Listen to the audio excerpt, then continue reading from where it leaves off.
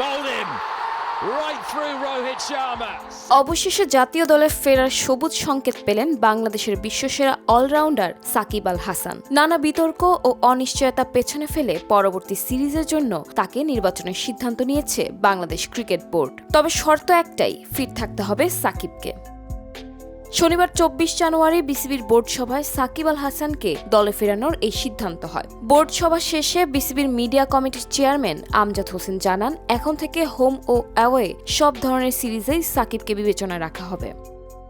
টি-20 বিশ্বকাপ না খেললেও মার্চে বাংলাদেশের সামনে রয়েছে আন্তর্জাতিক সিরিজ। ওই সময় 3 ম্যাচের ওয়ানডে সিরিজ খেলতে পাকিস্তানের বাংলাদেশ সফরের কথা রয়েছে। ধারণা করা হচ্ছে এই সিরিজ দিয়েই আবার জাতীয় দলের জার্সিতে দেখা যেতে পারে সাকিব আল হাসানকে। বিসিবির বোর্ড সভায় আরও সিদ্ধান্ত হয়েছে, সাকিবের বিরুদ্ধে থাকা মামলাগুলো বোর্ডের পক্ষ থেকে মোকাবিলা করা হবে।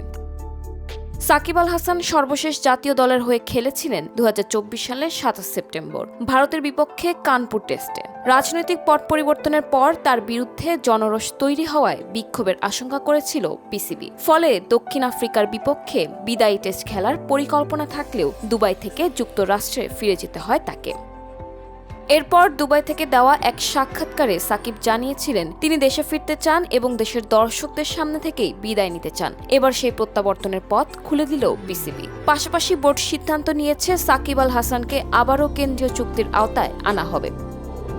সব মিলিয়ে জাতীয় দলে সাকিব আল হাসানের প্রত্যাবর্তনের অপেক্ষা এখন কেবল মাঠে নামার সময়ের।